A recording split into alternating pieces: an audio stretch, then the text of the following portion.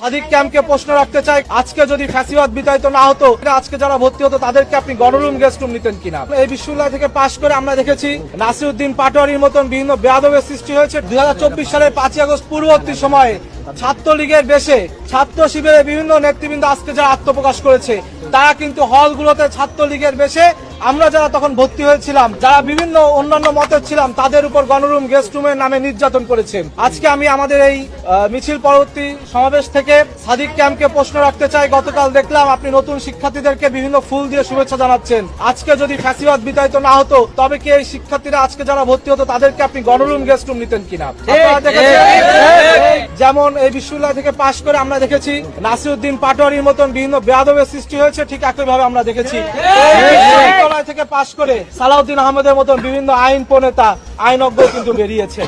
আমরা দেখেছি এই বিশ্ববিদ্যালয় থেকে বেরিয়ে এই বিশ্ববিদ্যালয়তে পড়ে বিভিন্ন যারা রয়েছে তারা বিভিন্ন সময় 5ই আগস্ট পরবর্তী সময়ে এই আপনার যে জুলাই আগস্ট গণঅভ্যুত্থানকে কুক্ষিগত করার চেষ্টা করেছে। আবার আমরা দেখেছি এই বিশ্ববিদ্যালয়ে পড়ে আজকে মাননীয় প্রধানমন্ত্রী তারেক রহমান তিনি কিন্তু এই জুলাই আগস্ট গণঅভ্যুত্থানের যে ক্রেডিট এটা সারা বাংলাদেশের জনগণকে দিচ্ছেন। ছাত্রদল যে গণরুম গেস্ট রুমের বিপক্ষে এবং একটি দল আপনারা দেখেছেন 2024-এর 5ই আগস্ট পরবর্তী সময় বলেছিল যে 12ই ফেব্রুয়ারি নির্বাচনে বিএনপি যদি রাষ্ট্রীয় দায়িত্ব পায়, ছাত্রদল প্রত্যেকটি হল নাকি দখল করবে। কিন্তু আপনারা দেখেছেন 12ই ফেব্রুয়ারির পরের দিন 13ই ফেব্রুয়ারি থেকে সারা ঢাকা বিশ্ববিদ্যালয়ে কিন্তু ছাত্রদল কত পজিটিভ ধারা রাজনীতি করতে পারে সেই প্রতিযোগিতা শুরু হয়েছে। সুতরাং এই ধরনের